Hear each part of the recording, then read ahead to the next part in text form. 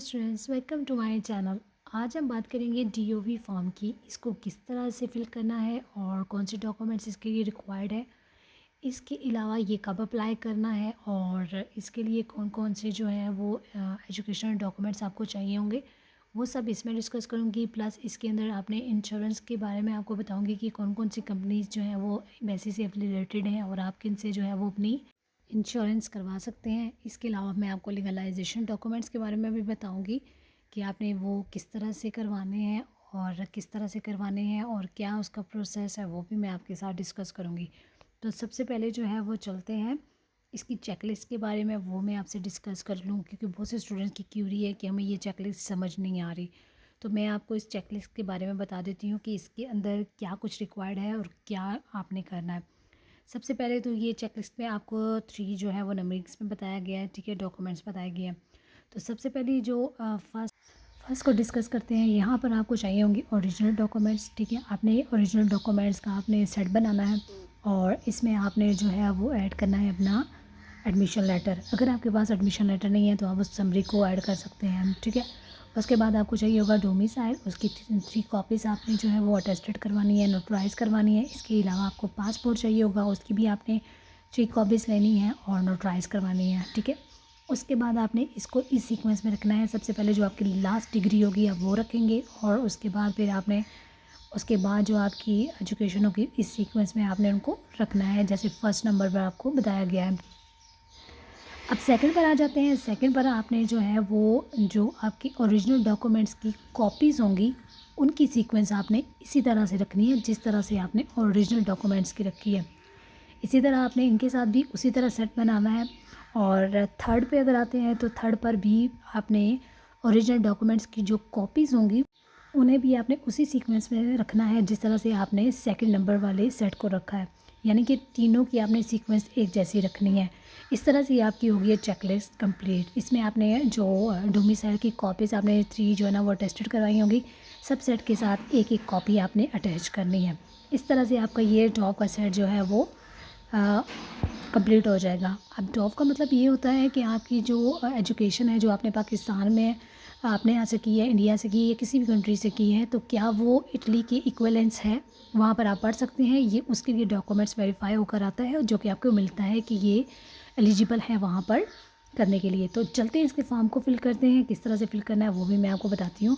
सबसे पहले आपने जो है वो अपना पीडीएफ फॉर्म जो है वो ओपन कर लेना है और उसके बाद आपने सेलेक्ट कर लेना है टेक्स्ट। उसके बाद आपने जो फर्स्ट नेम है वो आपने यहाँ पर अपना जो है वो full name, sorry first name नहीं, फुल नेम आपने यहाँ पर लिखना है। और उसके बाद आपने यहाँ पर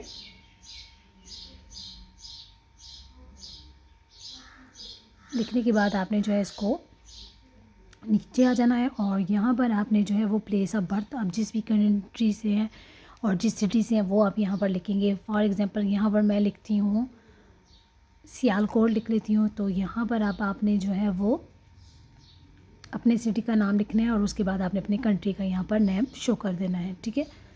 तो यहाँ पर जो है वो मैं आपने अपने सिटी का यहाँ पे नाम लिखना है, ठीक है। उसके बाद जो है वो आपने अपनी डेट ऑफ बर्थ जो है वो यहाँ पर लिखनी है। तो मैं एक रैंडम डेट ऑफ बर्थ यहाँ पर लिख रही हूँ। तो आपने यहाँ पर अपनी डेट ऑफ बर्थ जो है वो ओरिजिनल जो भी आपके पासपोर्ट पे लिखी है वो लिखेंगे। इसके बाद आपने इसको जो है वो बोल्ड कर लेना है और इसके बाद फिर आपने यहाँ पर आकर रेजिडेंस के बारे में लिखना है, यानी कि आपने जो भी आपका सिटी है वो आपने यहाँ पर लिखना है और उसको आपने यहाँ पर सिलेक्ट कर देना है, ठीक है। इसके बाद फिर आपने जो है वो होम एड्रेस को लिखेंगे। यहाँ पर जो भी आपका होम एड्रेस है वो आप यहाँ पर लिखेंगे उसको। तो यहाँ पर मैं जो हूँ वो अपना होम एड्रेस लिख रही हूँ, तो आपका जो भी है वो आप उसको यहाँ पर लिखेंगे।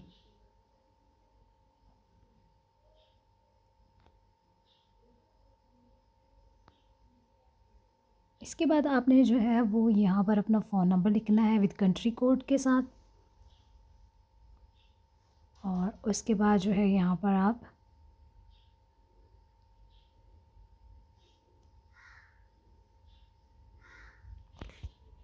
यहाँ पर आप अपना ईमेल जो है वो ईमेल एड्रेस लिखेंगे। जो भी आपने प्री एनरोलमेंट के टाइम जो आपने यूज़ किया है वो आप यहाँ पर जो है वो लिखेंगे, और जिस नेम से आपने जो है वो अपॉइंटमेंट बुक की थी उसी ईमेल को यहाँ पर आपने यूज़ करना है।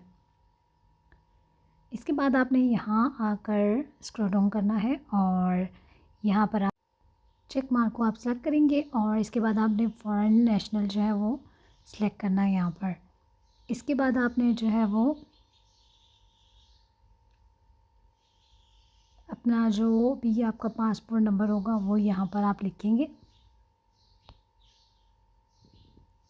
स्क्रॉल डाउन करने के बाद यहाँ पर आप जो है वो अपना पासपोर्ट नंबर लिखेंगे। जो भी आपका पासपोर्ट नंबर है वो आप यहाँ पर लिखेंगे। उसके बाद आपने जो है वो नेक्स्ट लिखना है, इसको आप यहाँ पे एडजस्ट कर लीजिएगा। इसके बाद आपने पासपोर्ट की अथॉरिटी लिखनी है, किस अथॉरिटी ने आपको जो है वो ये इशू किया है। तो आप यहाँ पर जो है वो आपकी जो भी अथॉरिटी है आप उसका नाम लिखेंगे और इसको यहाँ पर एडजस्ट कर लेंगे। इस फॉर्म को आप जो है वो हैंड राइटिंग के साथ भी जो है वो फिल कर सकते हैं, और जो है वो इलेक्ट्रॉनिक भी इसको हल कर सकते हैं, और दोनों ही एक्सेप्टेबल है, तो इसमें कोई इशू नहीं है। और कुछ चीज़ें अगर आपको नहीं समझ आती तो आप उनको स्किप कर दीजिएगा, जब आप फाइल सबमिशन के लिए जाएंगे तो वो आपको वहाँ पर गाइड कर देते हैं। इसके बाद यहाँ पर आपने जो है वो स्क्रॉल डाउन करना है और अपनी एजुकेशन के बारे में जो है वो सिलेक्ट करना है कि आपने जो भी आपकी लास्ट एजुकेशन है वो आप यहाँ पर सेलेक्ट करेंगे। तो यहाँ पर आपकी जो लास्ट वो यूनिवर्सिटी लेवल है, लेकिन अगर आप जो है वो बैचलर आपने किया है तो फिर आप उसके सेकेंडरी लेवल भी इसको सेलेक्ट कर सकते हैं, ठीक है।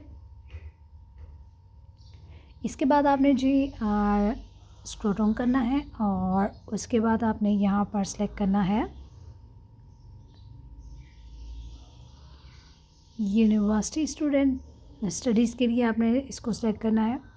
और अगर आपको स्कॉलरशिप जो है वो मिली भी है, मेरिट स्कॉलरशिप की बात हो रही है, अगर आपको मेरिट स्कॉलरशिप मिली है तो उसके बाद भी आप इसको जो है वो इन दोनों बॉक्सेस को आप चेक करेंगे, ठीक है। यानी कि दोनों बॉक्सेस को आपने सेलेक्ट करना है। एक तो आपने जो है यूनिवर्सिटी स्टडीज़ को सिलेक्ट करना है, और दूसरा अगर आपकी स्कॉलरशिप है तो आप उसको सिलेक्ट करेंगे। अगर आपकी यूनिवर्सिटी एजुकेशन नहीं है तो फिर आप उसको सेकेंडरी क्वालिफ़िकेशन जो है वो सिलेक्ट करेंगे। इसके बाद आपने जो है वो स्क्रॉल डाउन करना है।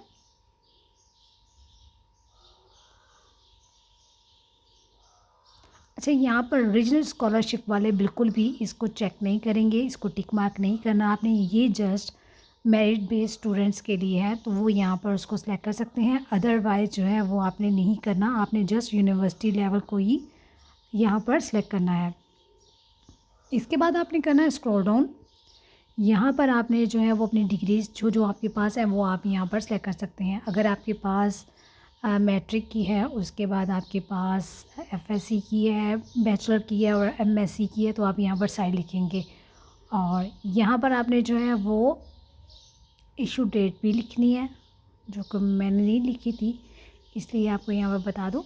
यहाँ पर आपने जो है वो इशू डेट लिखनी है।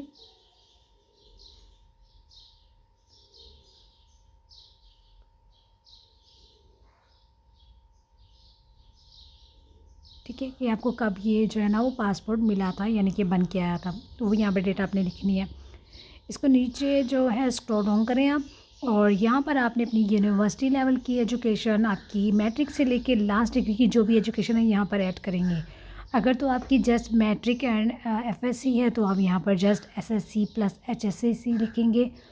और अगर आपकी बैचलर भी है तो यहाँ पर आपने जो है वो बैचलर को भी ऐड करना है, और अगर मास्टर भी है तो आपने मास्टर को भी यहाँ पर सिलेक्ट करना है। और अगर अगर आपकी जो है वो मास्टर नहीं है तो आप बीएस तक जो है वो सिलेक्ट कर सकते हैं, यानी कि बैचलर की डिग्री तक कर सकते हैं। और अगर आपके पास बैचलर नहीं है तो आप यहाँ पर जस्ट एसएससी प्लस एचएससी यानी कि मैट्रिक और एफएससी की अबाउट लिख सकते हैं। इसके बाद आपने यहाँ पर स्क्रॉल डाउन करना है, और मेरे पास चारों डिग्रीज़ हैं तो इसलिए मैं चारों को यहाँ पर ऐड करूँगी। तो आपने इसको स्क्रॉल डाउन करना है।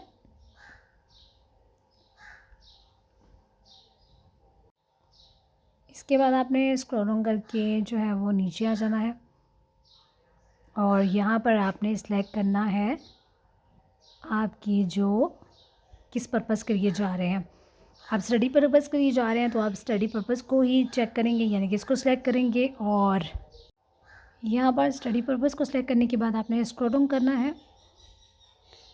और अगर किसी की जॉब लगी, यानी कि कुछ ऐसे स्टूडेंट्स हैं जिनको एज अ प्रोफेसर भी हायर किया जाता है, तो अगर जब वो जॉब का फॉर्म फिल करेंगे तो वो यहाँ पर एम्प्लॉयमेंट पर्पज़ को सिलेक्ट करेंगे। ठीक है, तो ये एडिशनल इन्फॉर्मेशन दे रही हूँ, ये स्टूडेंट्स के लिए नहीं है, लेकिन जो यहाँ पर जॉब के पर्पज़ के लिए जा रही है उन्हें भी ज़रूरत पड़ती है, तो उन्हें ये वाला बॉक्स जो है वो सिलेक्ट करना होगा। इसके बाद आपने जो है नेक्स्ट आकर यहाँ पर NA कर देना है, यानी कि नॉट एप्लीकेबल। और उसके बाद यहाँ पर आपने जो है वो अपना होम एड्रेस दोबारा से लिखना है। अगर तो आपके करंट और परमानेंट एड्रेसेस जो हैं वो चेंज है, तो आप यहाँ पर दोनों को मेंशन कीजिएगा और उनके सामने आपने लिख दीजिएगा करंट एंड परमानेंट एड्रेस। तो यहाँ पर आप इनको लिख सकते हैं। और इसके बाद यहाँ पर आपने करनी है जो कि जिस डेट को आपकी जो सबमिशन होगी, जिस दिन की आपको अपॉइंटमेंट मिली है, वो आप यहाँ पर लिखेंगे। यहाँ पर आपने फ़ोन नंबर भी लिखना है। और इसके बाद जो भी डेट आपकी अपॉइंटमेंट बुक हुई है, जिस डेट की, वो यहाँ पर डेट आप मेंशन करेंगे। यहाँ मैं एक रैंडम लिख के दे रही हूँ ताकि आपको समझ आ जाए कि यहाँ पे कौन सी डेट लिखनी है। तो यहाँ पे आप एडजस्ट कर लीजिएगा। इसके बाद आपने कर लेने हैं साइन, अपने सिग्नेचर करेंगे और यहाँ पर आपने अपनी डेट लिखनी है, फिर मंथ आपने लिखना है और यहाँ पर फिर आपने ईयर को लिखना है। तो यहाँ पे मैं 2024 लिखूँगी और इस तरह से आपने जो है वो इसको एडजस्ट कर लेना है। इसके बाद यहाँ पर आपने जो है सिग्नेचर करने हैं और यहाँ पर आपको ई साइन का जो है वो आइकन नज़र आ रहा है, यहाँ पर आप इसको ऐड करेंगे सिग्नेचर को। जो भी आपके सिग्नेचर है आप यहाँ पर अपना नाम यहाँ पर ऐड करेंगे, वो ऑटोमेटिकली सिग्नेचर में कन्वर्ट हो जाएगा। तो यहाँ पर मैं जो हूँ वो लिख देती हूँ मोहम्मद फैज़ान, और बल्कि फैज़ान है तो मैं यहाँ पर फैज़ान को लिख देती हूँ और उसके बाद अप्लाई कर देती हूँ। और इस तरह से आपके जो सिग्नेचर होंगे वो ऑटोमेटिकली जो है वो जनरेट हो जाएंगे। और इसके बाद आप इनको अप्लाई करेंगे तो यहाँ से उठा के आपने यहाँ पर इन्हें एडजस्ट कर देना है। तो इस तरह से आपके जो सिग्नेचर्स हैं वो यहाँ पर आ जाएंगे। तो यहाँ पर आगे हैं इनके सिग्नेचर। इस तरह से आपने फॉर्म को करना है फिल और इसका प्रिंट निकलवा लेना है। और ये आपका फॉर्म जो है वो फिल हो चुका है। अगर किसी भी तरह की क्यूरी हुई तो आप मुझसे पूछ सकते हैं। अगर आपने जो है वो लीगलाइजेशन डॉक्यूमेंट्स करवाने हैं, इंश्योरेंस करवानी है, तो वो भी आप हमसे रब्ता कर सकते हैं।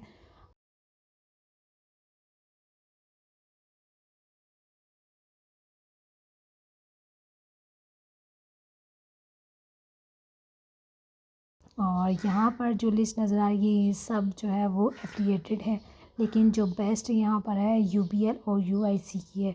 इनका जो रिफंडेबल है वो भी जो है वो सिस्टम अच्छा है। और बाकी का मैं प्रेफर नहीं करूँगी आपको, मैं UBL और UIC वालों को ही प्रेफर करूँगी।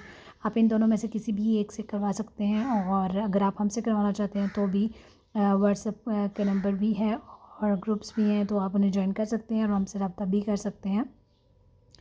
इसके अलावा अगर आपको किसी भी तरह की क्यूरी है और कोई भी मसला आ रहा है फॉर्म फिलिंग में, तो वो भी आप जो है वो कमेंट्स बॉक्स में मुझसे पूछ सकते हैं। और इसके अलावा मैंने डिस्क्रिप्शन में आपको लिंक दिया है, उस डिस्क्रिप्शन लिंक से आप जो है वो सारे जितने भी सैम्पल्स हैं आपके एफिडेविट्स के, ओरिजिनल स्कॉलरशिप के डॉक्यूमेंट्स के, इसके अलावा चेक लिस्ट, मतलब ईच एंड एवरीथिंग, जितने भी लिंक्स आपको चाहिए होंगे, जितने भी डॉक्यूमेंट्स आपको चाहिए, वो सब उस लिंक के अंदर है। तो वहाँ से आप जो है वो डाउनलोड कर सकते हैं। इसके अलावा अगर आपकी कोई भी जो क्यूरी हुई वो आप मुझसे पूछ सकते हैं। और अपना बहुत सारा ख्याल रखिएगा। अल्लाह हाफिज़।